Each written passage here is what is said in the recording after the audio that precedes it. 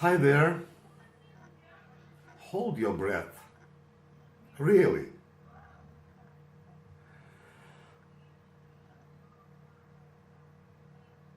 See how long you can hold your breath as you continue watching this video. How long can you do it? Chances are you are feeling uncomfortable already. A typical human cannot survive without breathing for more than 3 minutes. And even if you wanted to hold your breath longer, your autonomic nervous system would take control. This is because every cell in the body needs to run the oxidative stages of cellular respiration, the process by which energy is produced in the form of adenosine triphosphate ATP. For oxidative phosphorylation to occur, oxygen is used as a reactant and carbon dioxide is released as a waste product. You might be surprised to learn that although oxygen is a critical need for cells, it's actually the accumulation of carbon dioxide that primarily drives your need to breathe. Carbon dioxide is exhaled and oxygen is inhaled through the respiratory system, which includes muscles to move air into and out of the lungs, passageways through which air moves, and microscopic gas exchange surfaces covered by capillaries. The circulatory system transports gases from the lungs to tissues throughout the body and vice versa. A variety of diseases can affect the respiratory system, such as asthma, emphysema, chronic obstruction pulmonary disorder, COPD, and lung cancer. All of these conditions affect the gas exchange process and result in labored breathing and other difficulties. So, the process of breathing. Pulmonary ventilation is the act of breathing, which can be described as the movement of air into and out of the lungs. The major mechanisms that drive pulmonary ventilation are atmospheric pressure, P atmospheric, the air pressure within the alveoli called alveolar pressure, and the pressure within the pleural cavity called intrapleural pressure. Mechanisms of breathing. The alveolar and intrapleural pressures are dependent on certain physical features of the lung.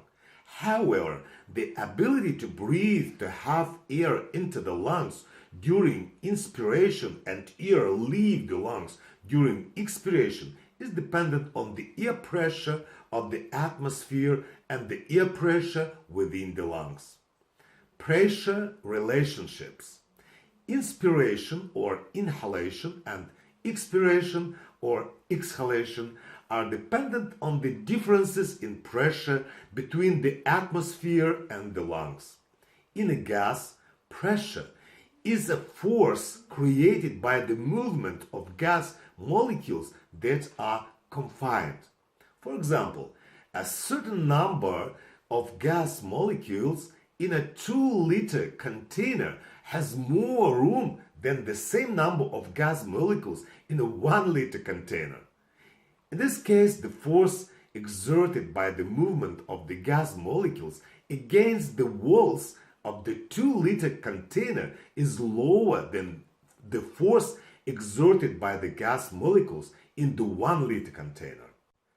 In a gas, pressure is a force created by the movement of gas molecules that are confined. For example, a certain number of gas molecules in a 2-liter container has more room than the same number of gas molecules in a 1-liter container. In this case, the force exerted by the movement of the gas molecules against the walls of the 2-liter container is lower than the force exerted by the gas molecules in the 1 liter container. Therefore, the pressure is lower in the 2 liter container and higher in the 1 liter container. At a constant temperature, changing the volume occupied by the gas changes the pressure, as thus changing the number of gas molecules. Boyle's law describes the relationship between volume and pressure in a gas at a constant temperature. Boyle discovered that the pressure of a gas is inversely proportional to its volume. If volume increases, pressure decreases. Likewise, if volume decreases, pressure increases. Pressure and volume are inversely related.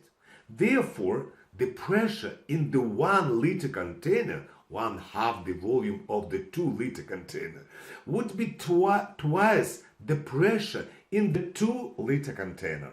Boyle's law is expressed by the following formula. P1V1 equals P2V2. In this formula, P1 represents the initial pressure and V1 represents the initial volume, whereas the final pressure and volume are represented by P2 and V2 respectively. If the 2 and 1 liter containers were connected by a tube and the volume of one of the containers were changed, then the gases would move from higher pressure, lower volume, to lower pressure, higher volume. Is it clear? Okay, pulmonary ventilation is dependent on 3 types of pressure: atmospheric, intra-alveolar, and intrapleural.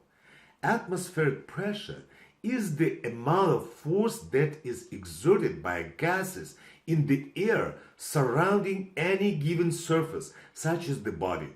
Atmospheric pressure can be expressed in terms of the unit atmosphere, abbreviated atm, or in millimeters of mercury.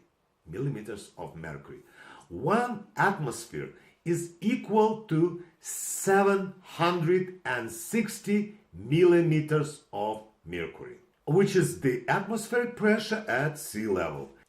Typically, for respiration, other pressure values are discussed in relation to atmospheric pressure. Therefore, negative pressure is pressure lower than the atmospheric pressure, whereas positive pressure is pressure that's greater than the atmospheric pressure.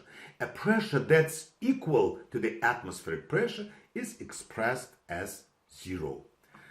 Intra-alveolar pressure is the pressure of the air within the alveoli, which changes during the different phases of breathing. Because the alveoli are connected to the atmosphere via the tubing of the airways, similar to the 2 and 1 liter containers in the example above, the interpulmonary pressure of the alveoli always equalizes with the atmospheric pressure. Intrapleural pressure is the pressure of the air within the pleural cavity, between the visceral and parietal pleura. Similar to intra-alveolar pressure, intrapleural pressure also changes during the different phases of breathing. The intrapleural pressure is always lower than or negative to the intra-alveolar pressure, and therefore also to atmospheric pressure. Although it fluctuates during inspiration and expiration, intrapleural pressure remains approximately -4 millimeters of mercury throughout the breathing cycle. Competing forces within the thorax cause the formation of the negative intrapleural pressure. One of these forces relates to the elasticity of the lungs themselves. Elastic tissue pulls the lungs inward, away from the thoracic wall. Surface tension of alveolar fluid, which is mostly water, also creates an inward pull of the lung tissue. This inward tension from the lungs is countered by opposing forces from the pleural fluid and thoracic wall. Surface tension within the pleural cavity pulls the lungs outward. Too much or too little pleural fluid would hinder the creation of the negative intrapleural pressure. Therefore, the level must be closely monitored by the mesothelial cells and drained by the lymphatic system. Since the parietal pleura is attached to the thoracic wall, the natural elasticity of the chest wall opposes the inward pull of the lungs. Ultimately, the outward pull is slightly greater than the inward pull, creating the -4 millimeters of mercury intrapleural pressure relative to the intra-alveolar pressure. Transpulmonary pressure is the difference between the intrapleural and intra-alveolar pressures, and it determines the size of the lungs. A higher transpulmonary pressure corresponds to a larger lung. That's it, dear students. Please subscribe to my channel, give me your likes, put your comments on the comment section. Bye bye, see you.